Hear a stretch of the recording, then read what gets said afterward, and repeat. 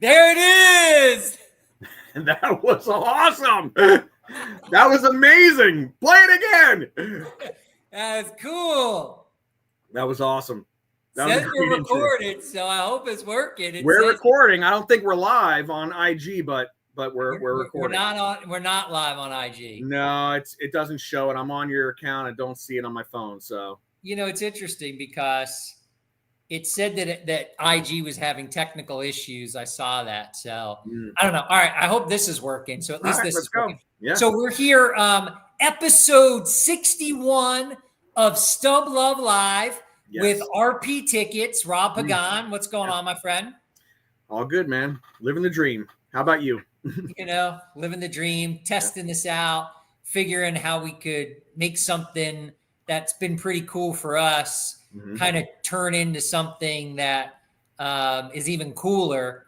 And, I kind of got forced out of the lives on Instagram. I had to kind of do this YouTube channel. I in about a week from Josh Eisenberg on, I've tried to put some stuff together and make this a little better. So hopefully it'll work. I see we've got people watching. There's actually people live watching. I'm shocked. It's crazy. Yeah, this format is definitely better. I mean, I love the format that we have right now, and that intro. Intro's hot. If you have a ticket for today's show, this is the debut of the intro. The debut of the intro. Yeah. Debut of the intro. And why not start the new YouTube channel with new intro with kind of where we started, just one day saying to each other we're going to get on and let's go live on IG and talk about some tickets. And all of a sudden we're in 61 episodes and people kind of watch it. So it's cool. I hope it winds up working. So before we get into it, I guess the topic of the show is national. The Nationals coming up. I heard we're like 26, 27 days away. And the thing that I guess everyone's talking about is, the do's and the don'ts of the National. And look, there's a lot of do's and there's a lot of don'ts, and we'll get to it. And I think it'll be fun because I've got some funny ones. But before that, you reached out to me. Was it yesterday or this morning? I think it was, I don't know, maybe yesterday, either yesterday or this morning. I don't remember. Time flies by. So tell everyone what you brought to me. So my wife is a teacher. She's home for the summer. She's spring cleaning, summer cleaning. And she's going through boxes in the closet, and she brings out this box, and she saved everything we ever did when we first started dating back in 1998 and 99 and 2000. And she saved tickets. She knows I collect tickets. Not once has she ever mentioned to me that she saved these things. Yeah. So I get home and, she's showing me all these things, and I couldn't believe it. There are tickets in there, and let me just show you the box real quick. It's a little leopard box. I'm going to hold it in here. I don't want anything to fall out. But, I mean, the whole thing is full of tickets of sporting events, movies, everything. So the first thing I do is just go through it really quickly, and I see some right away. I know one ticket, and I remember the game like it was yesterday. We were just dating at the time. It was the Heat Knicks 99 when Allen Houston hit the game winner in Game 5. They were an 8 seed. It was the second time it ever happened, and she saved the tickets to the game. It's his Miami Heat, Knicks. There's 2 of them. There's 2 of everything I got. May 16th, 1999. I mean, crazy. So those stuck out. And then we talked about this earlier. Our first date ever, October 2nd, 1998. We got a little ticket here from the movies. Urban Legend was our first movie together. October 2nd. Look, $6.75 for a movie. Unreal. So, I mean, so cool. Going through, there's Dolphin tickets and Marlins tickets, Mets, Yankees, and I mean, a bunch of movie tickets, just Broadway shows. It's pretty crazy. Just amazing. So how long have you collected tickets, Rob, now? Around COVID time. So maybe at least 5 years at this point. So yeah. So it took Sherry 5 years to tell you about the box of stuff? Pretty much, to realize that she had all these things. Crazy. And the funny thing is it stopped at like 2000. I'm like, what, I wasn't good enough to keep on collecting? She was like, yeah, you know, I well, got tired of it. So so I can't wait to go through I mean, there are probably, no joke, probably 200 tickets in here. So, you know, I'll have a fun time going through it, and especially the games, and see what we went to, and kind of see if there was any debuts or moments that I need to check out. Just make sure, you know, like our wives always are in our pockets. Just make sure you give her the proceeds of any sales. Well, of course, she already said if you sell anything. Well, I said to her, I said, these are like, you know, these are memories. Do you really want to get rid of? She's like, well, it depends on how much money you get for them. I said, if I got $100, she's like, oh, sell them. She's like, any $100, sell them. I'm like, okay. So we have our first live comment from loving the new YouTube format. Yes. Poems. Loving the new YouTube format of Seth. And let me tell you, I love Seth. Seth's a good dude. Seth's going to be on the show. I've talked to him a little bit. He was actually on Taylor's show. He's also a Philly guy. So he gets, you know, immediate kudos on Stub Luv Live as a Philly guy. Yeah. So let me ask you this. I'm gonna do, before we get into the next, I'm gonna do one gauntlet question for you right now. Okay. All right. Go for it. The urban legend debut date of Rob and Sherry, or a Jackie debut? Yeah, that's a real tough one, man. I don't know. I mean, that ticket's going to look really good slab, this little urban legend ticket. So I don't know, but if anyone's out there that does want to trade, I would consider it. You've got two of them. I got two of them here. So, you know, maybe you know, someone that's got duplicate of Jackie's, you know, maybe want to do a trade here and there, you know. So just be careful how you answer that question, Rob. Sherry might be watching. Probably. No, she won't. No, she won't. No. So the other thing I wanted to talk about before we got into the national, there were two sales that I saw, and this is new for me. And this is kind of new on the show, to show this kind of stuff. But on Instagram, you don't really have the ability to do that. So I figured, you know, let's try to show off a little bit here. I hope I have enough command of the functions to be able to do it. But on eBay recently, there was a 1997 NBA Finals Game 5 Michael Jordan flu game ticket. Now, let me see if I can figure out how to show this. I think I can.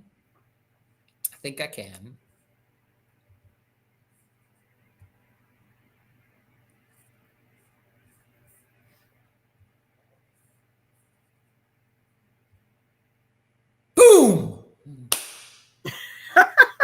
There it is. Look at that. There it is. Yes. There it is. Yes. So it is a Jordan flu game ticket. It's a stub. It was a PSA 3 with an MK, and it looked like on the back it had, you know, someone had wrote the game and I think maybe the score.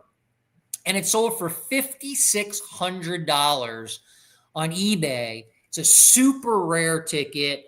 You know, kind of like a very low pop. And, you know, I thought it was a decent price. And then I'm thinking to myself, you know, what else? I mean, I don't see a lot of flu game tickets out there, but I was also perusing the Golden auction that just closed. I guess it was this weekend. And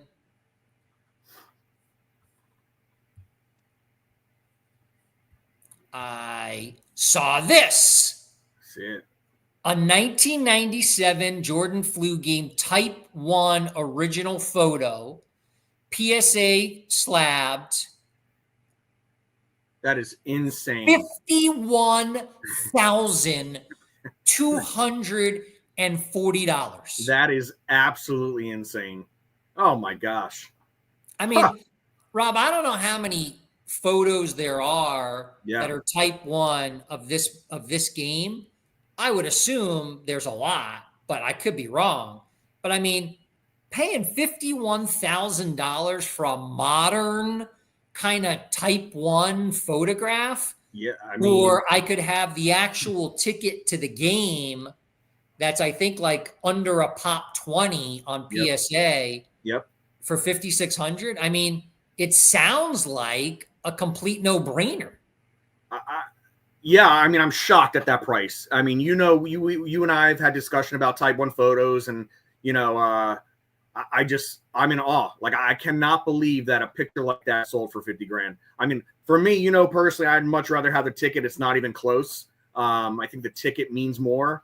That's just my opinion. Again, blown away that someone paid 50 grand for that photo. When I showed you this morning, the first thing you said to me was, "Oh, I'll go ahead and find you one I get for $3." Yeah, I mean, all I do is snip it on my computer and print it out at Walmart for $2.99, and I have the same photo. And then I said to you, Rob, I said, "Yeah, but isn't that the comparison to a reproduction ticket?" And you said no. Yeah, I mean, I guess the analogy could be, I mean, I don't know. I feel it is different. I feel like the meaning of a ticket means so much more than a photo of the game. I don't know. I guess, yes, the person was there and took it. It wasn't in their hand at the game. It's just a different feeling having a picture in your hand and a ticket to the game, to me. I don't know everyone's opinion. Personally, I don't think it's close. I'd much rather have the ticket, and I'd much rather pay $5,600 than 50 grand. So, and I think down the line, people are going to realize that a ticket like that for 5,600 is a steal. And down the line, it's a ticket that could be worth something close to this maybe in the future. So I think that it's just, again, I think the ticket blows this picture away.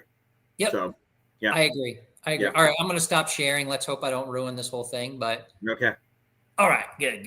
All right. So let's talk a little bit about the National. Yeah. I've told everyone, I've been to a lot of Nationals in my day. I love the National. I actually went to Fanatics Fest this year. I'm going to do another show at some point on Fanatics Fest and the National. I may save that until after the National and then do a comparison. But I wanted to talk a little bit about National kind of don'ts. Mm-hmm. You hear a lot of the traditional stuff, and I wanted to talk a little bit about National don'ts. Yeah. One of the things that I'm going to start with is, and you tell me what your thoughts are, don't arrive too late. Yeah, I mean, the early bird catches the worm, and you want to get there to see what's out there. But we've talked about also that sometimes you wait until the last day to get a deal because the dealers aren't really selling. So I think it goes both ways, but you definitely want to get there early. When we've been there in the past, we get there early. We're the first ones to look around the tables and see the tickets, and remember the tables, write them down so you know where to go if you really want to go back. So yeah, it's definitely a benefit of getting there early. If you show up Saturday, which is great, some people can, but if you can get there early, you want to see what's out there. So I wrote it down. I said, don't arrive too late, but don't arrive too early either. Right, Rob? You're right. True. It's true. We went one year, we got there on Tuesday. Yeah. And for us, it was cool to be there and everything, but it was too early. Yeah. A lot of people were not, a lot of people were set up, mm-hmm. but a lot of people were not set up. None of the ticket guys were set up. No, definitely. We were able to do a little bit of dealing for, we kind of got into the PSA line a little early. Someone took some of our stuff early, mm-hmm. But there really wasn't a whole lot to nab on Tuesday. So, I think the right day is Wednesday for the preview.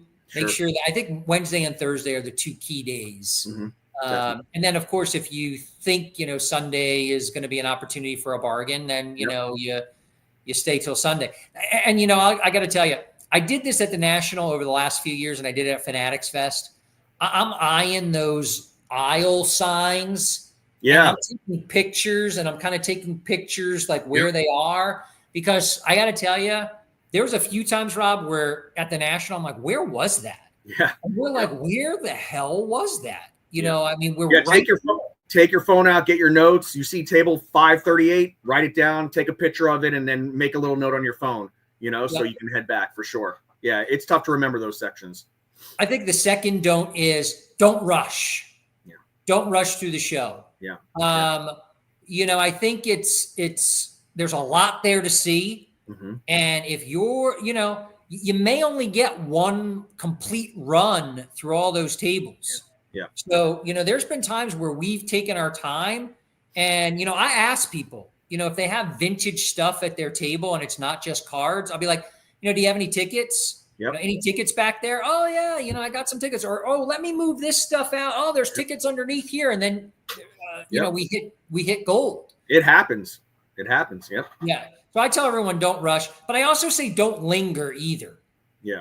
I think there's a way that you can spend almost too much time and then you never get through the show. Yeah. I mean, yeah, like you said, you just want to take your time going through the tables and again, observe where you're at, because you don't realize sometimes you double a table and you're going around and you can get lost in the place. It is it's a big facility. So take notes and take your time going around and check everything out. My third tip was don't get caught up in FOMO. Yeah. Don't get caught up in the FOMO. Yeah. If you have a passion or a niche in ticket collecting and you're there to fulfill that passion or grab something that's going to fit your collection, and some other guy or other group of people are collecting this and you're like, oh, I got to get into that, or they're doing that. No. Yeah. Stay disciplined. Stick to your guns. Go what your mission, what you want to accomplish, and stick to your guns. Don't go elsewhere. Yeah. I got to tell you, Rob, there's been a few nationals where I've come home with like nothing. There's been times I spent real money. Yeah. But there's been times I've come home with very little. Yeah. You too. It's sometimes good to come home with the money in your pocket, but no, it's I agree. The other thing too is they say, and I guess this is the next tip, don't lose your collecting focus.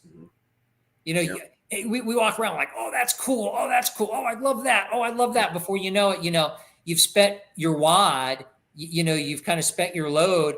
And then the next day or later that day, you find something that's really meaningful to you. And you're like, oh boy. You spent the money already. Yeah. You spent the money already. Yeah. Done. Yeah.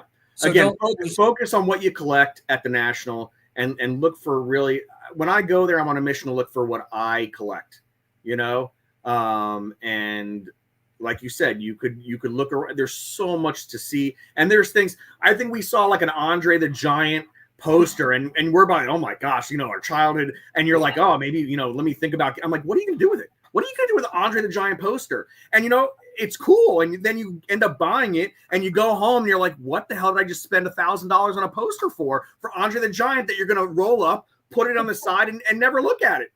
It's cool. Don't get me wrong. And maybe if you can afford it and it's cool and you don't mind it sitting in a tube. But for me, I want to go there and collect what I love and collect what I know I'm going there for. Because you can spend so much money there on things that you just love or childhood memories, but yeah.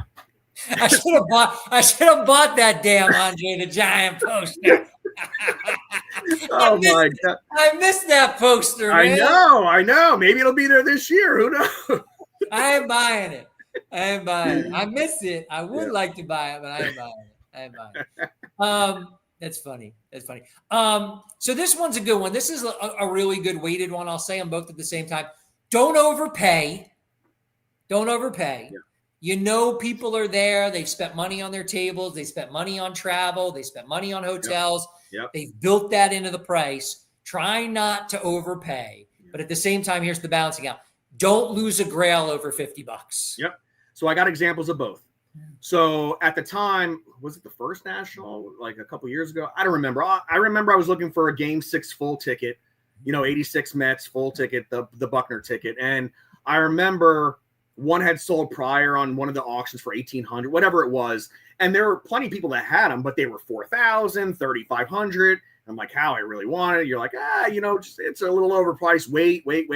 Yep. And I'm glad I didn't, because I ended up getting one way later for way better price than I wanted. And I didn't settle. Could I wait until Sunday and got in a deal? Sure. Maybe, but I stuck to my guns. I wasn't going to overpay for something like that. And then I remember that there was a Walter Payton program. I think it was his last NFL game, maybe, and it was signed. NFL game, the date, beautiful. And it might've been like, I don't know, $300. I mean, it wasn't crazy. And I really wanted it because I just thought, it's Walter Payton. It was beautiful the way it was autographed. And I'm like, for $300, I'll wait out other things. And I think this was like Thursday, and the guy wouldn't really go down on price. And sure enough, I think a day later, the next day, I'm like, you know what? Screw it. I'm going to buy it. And I went there and it was gone. And I'm like, you know what? I should have just bought it. What I was going to, instead of 300, 275, I probably would have bought it at the time. So $25. I missed out because I was too cheap at the time. So, I should have done it. But yes, it goes both ways. Yep. And I think it's good advice, and I think it's sound advice. It might sound a little corny that someone says don't overpay, but at the same time, coming out of the same mouth, someone says don't lose something great for $50, $100 if you don't think you're going to see it again. Yeah, no, for sure. I mean, listen, if it's a pop one, something that you're looking for years and years and years, yeah, you know what? Sometimes you overspend. There's plenty of tickets that I have in my collection that I overpaid because I needed it and I wanted it. And I look back, I would do it again. So I don't think I made a mistake, but I know it was my chance to get it and my only chance, So, but at the time, again, with the Buckner ticket, I know there were so many fulls. Why overspend? As much as I wanted to walk home with that ticket, it was silly to overspend. So I stuck to my guns. So, yep. Recommendation for sure. Don't forget to make PSA your first stop if you have tickets to grade and you're going to be leaving stuff at the National. Yeah, I mean, we literally, that Tuesday, I remember that Tuesday we got there and they weren't really fully open yet. But yeah, you got to get there. As soon as you get there, drop them off if you want them back in time. Yeah, I mean, I think last year, we got in a little early. We went Wednesday. Yep. We had the stuff in Wednesday. I mean, candidly, although they do guarantee that your tickets will be back by the end of the show, and they technically were, we were both gone by the time our PSA, I was technically gone before the PSA order returned, and they had to ship it to me. It sucked. Right. Yeah. And we really went early on Wednesday. Yeah. I won't comment on why I believe my order didn't come back, but but if we would have been there Sunday, it'd have been there. Unfortunately, we left. So true. Yes. True. Yes. So I think that's a good first stop. Yeah, 100%. Before the line gets crazy and super long, get into that line. Yep. Make sure before you go, you have the form filled out. Yes. You have everything there. You turn it in. Maybe you'll wait 30 minutes. If the line looks like middle of the road, get in the line, because I'm going to tell you, the next day, Friday, you're going to be like, dang, I wish I would have gotten that line on Thursday. 100%. Or dang, I wish I would have gotten on that line Wednesday night, because it's going to be bad. 100%. It's going to be bad. Yeah. So, yeah, definitely do that. The other thing is, everyone goes and they think, this is the National. And all I got to do is be at the National. Mm-hmm. I got to be at the show. The show. And first of all, Chicago is a really cool city. Mm-hmm. It's an awesome, awesome city. Yep. The Cubs are in town, and there's absolutely no reason. I mean, look, if you're only there for a day or two, I get it. But if you're going to be like me, you're going Wednesday, right now I'm scheduled to come home Sunday morning. You never know. Maybe I come home on Saturday. I don't know. But catch a game. Hit Wrigley. It's a great stadium. It's one of my favorites to go to. It's just the atmosphere, the bars outside. Experience Chicago. I mean, I've been there a few times. It's one of the best places I've ever visited. And you got Harry Carey's. You got some sports stuff to do. It's a fun town. So yeah, I definitely say get out there and experience the city at night or whenever you get a free chance. 2 years ago, we went to a White Sox game with a couple guys, and it was a phenomenal experience. We had a great time. Last year, we went to an Indians game, in Cleveland, and that was terrific fun. Yeah. We made time. We didn't miss anything. Nope. We still got everything we needed, and we enjoyed. The other thing, too, is I say, don't miss out on a good meal in Chicago. I mean, one of the best places for steak in the country. Yep. Get over to Gibson's. Have a good meal. Enjoy it. Go with friends. It's I fun. will say, though, the pizza, I'm a New York pizza guy. Yeah, the Chicago style is not my thing. Oh, people love it, but I'm a New York pizza guy. But yeah, there's a lot of restaurants, Gibson's, all those steakhouses, great places to eat. And if you say to yourself, well, we've got things going on at night, or I don't want to do a dinner. I mean, walk over to Gibson's for lunch. It's right across the street. Yeah, definitely. Sit at the bar. It's terrific. It's just tremendous. Yep. One of the other things, don't forget to be friendly. Be as friendly as you possibly can be. I think, kindness carries the day. And And don't forget to learn from others. You know, you're going to be in a place where you're probably going to see, I don't know, maybe the top 30 ticket collectors in the country. Yep. And you're going to have a chance to talk to them, meet them, pick their brains, hear what they are collecting, you know, tips. I don't know. I love talking to everybody. I love seeing everybody. And I just, you know, I have my ears open listening to everything that they're telling because I'm learning. And it's just a whole heck of a lot of fun. Yeah, the ticket night, you know, the meetup, great experience. I mean, I can't say one thing bad about anybody. Everyone was so amazing. The stories that people had, I mean, literally you could sit there forever and listen to these stories. Tickets, just everything. They're all great people. It's one of the best things I look forward to the National, really, is getting together with the group and meeting all the ticket people. That was amazing the last couple of years. Fun time. My last tip is don't you dare miss the ticket meetup on Friday night. No, it's the highlight. It's a must. It's a must. It's a must. And, you know, there's some ticket trades and things going on. But again, for me, it was really the stories and talking to all the guys. They're just, again, it's just a great group of guys that I got to meet and became close with and, you know, text and just, again, hear the stories. Scott Forker, when he was telling us the stories, just, I could have sat there all night for days and listened to him and what he's done in the past and his collection. And it's a great group. And the cool thing too, so this year it's at Revolution Brewery. Mm-hmm. It's on Friday night. I think it's 7-8 o'clock. You know, I think you can probably come whenever you want, but you know, you get done with the show, clean up a little bit, come on down to downtown Chicago. Yeah. It wasn't a long Uber ride. I mean, it's not bad. And it is the must be at event if you're a ticket collector. Yep. Because it's just tremendous. Yeah. I mean, that was a fun place. That was a fun place. We ate beforehand. We tried to eat beforehand at a at a local bar. That's crazy, right? That I think we walked out of. We sat down, looked at the menu, looked at the surrounding. We're like, okay, this is not for us, man. And we walked out. That was pretty funny. But yeah, that was a great time at that place with the beers and yeah, it was a great night. Sean Doherty looked at me like, man, we ain't in Seattle anymore. Where are we eating? I'm telling you, we looked at the menu and you're like, you picked it up and you looked at me like, I ain't fucking eating here. Sorry. I ain't eating here. You can't say that on YouTube. You get thrown out, man. Sorry. Yeah, you can't eat here. I gotta get a strike first night. I get a strike from Rob Pagan. But yeah, that was fun. That was a good night. Yeah, so absolutely be at the brewery on Friday night. Going to be a blast. More information will come out of Sean Doherty and Mike Violi on their Talking Ticket show.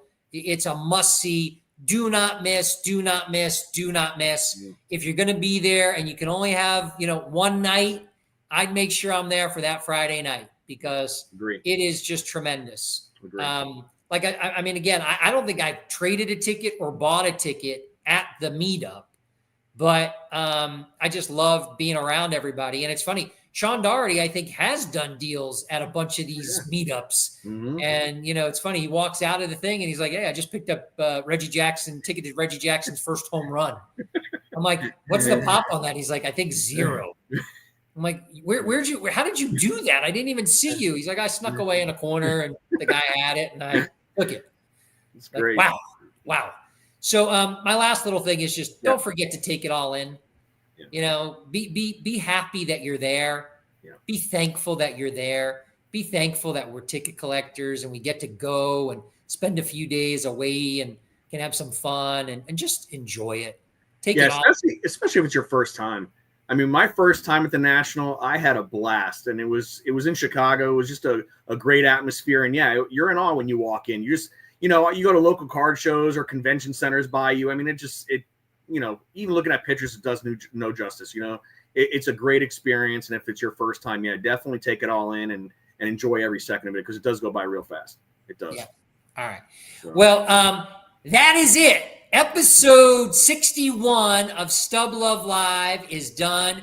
Thank you, Rob Pagan, for being on. Little do's and don'ts of the National, little fun, kind of a test run for this, new YouTube channel. Had some good things and maybe some things we'll have to work on. I got to figure out how to be able to really live stream it on Instagram, even though I think I followed the directions, but I may need some help. But, we're working on trying to build this channel. So we appreciate the support. We appreciate people watching. Whether you watch live or you pick it up after the fact, we just really, really appreciate it. I do want to say one thing. I got a text from my wife while I was sitting here, and she says, you are absolutely not trading that ticket for a Jackie. So I am pulling the ticket out. I'm sorry. Even though I have 2 available for Urban Legend, it's not going to happen. So I'm sorry, guys. The trade's not happening. So yeah. We love sharing. All right. Yeah. Thanks, Rob, for being on. Appreciate it. Always. Thanks. Take care, guys. All right. Bye-bye.